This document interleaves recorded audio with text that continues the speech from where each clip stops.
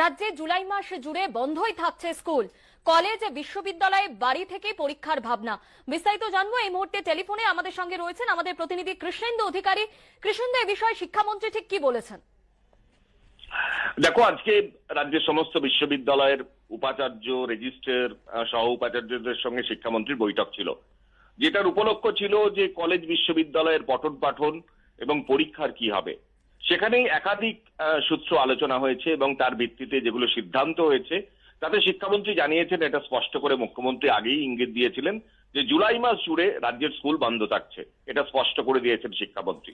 পাশাপাশি বিভিন্ন যে বেসরকারি স্কুলে ফি বৃদ্ধির বিরুদ্ধে বিক্ষোভ চলছে, দমদমে চলেছে, লেক গার্ডেন্সে চলেছে, আজকে জিডি বিড়লা স্কুলে চলেছে, সেই বাড়তি ফি তো নেওয়া যাবে না, মুখ্যমন্ত্রীও বলেছিলেন, আজকে শিক্ষামন্ত্রীও বলছেন, কিন্তু তার চেয়েও এক কদম এগিয়ে আজকে শিক্ষামন্ত্রী বলেছেন যদি কোনো স্কুল বাড়তি ফি নেয় তা ফেরত দিতে হবে। কলেজ বিশ্ববিদ্যালয়ের আজকের আলোচনার বিষয়বস্তু ছিল, সেখানে একটা সমস্যা তৈরি হয়েছিল যে কলেজ বিশ্ববিদ্যালয়ের যে ফাইনাল সেমিস্টার সেই পরীক্ষা কিভাবে নেওয়া যাবে এই কোভিড এর পরিস্থিতিতে।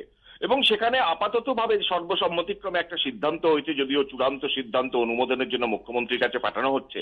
সেখানে 50% নম্বর ফাইনাল সেমিস্টারের ক্ষেত্রে যে পূর্ববর্তী পরীক্ষা সেই পরীক্ষার গড় হিসেবে নেওয়া হবে। আর যে 50% বাকি নম্বর রয়েছে সেই 50% নম্বরের পরীক্ষা হবে ইন্টারনাল অ্যাসেসমেন্ট, হোম অ্যাসাইনমেন্ট বা অনলাইনের ভিত্তিতে। অর্থাৎ সশরীরে পরীক্ষা দেওয়ার পরিস্থিতি এখন কলেজ বিশ্ববিদ্যালয়গুলোয় নেই।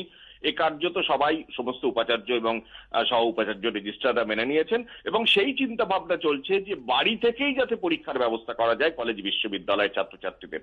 এমনিতে কলেজ এবং বিশ্ববিদ্যালয়ে রাজ্যে প্রায় 19 লক্ষ ছাত্রছাত্রী মূলত ফাইনাল সেমিস্টারের পরীক্ষাই হবে, কারণ তারা পাশ করে বেরোবার পর উচ্চশিক্ষার নানা রকম চাকরির পরীক্ষা থাকে।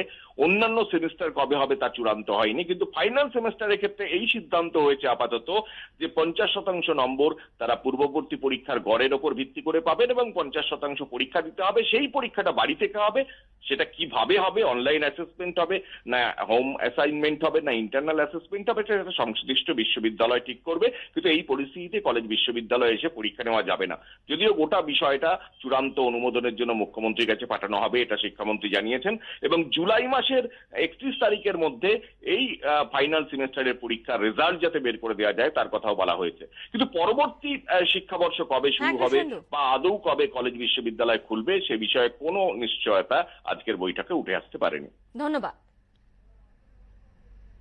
এ বিষয়ে শিক্ষামন্ত্রী পার্থ চট্টোপাধ্যায় কি বলেছেন শুনবো। আমরা জুলাই মাসটা আমাদের স্কুল বন্ধ রাখার সিদ্ধান্ত নিয়েছি।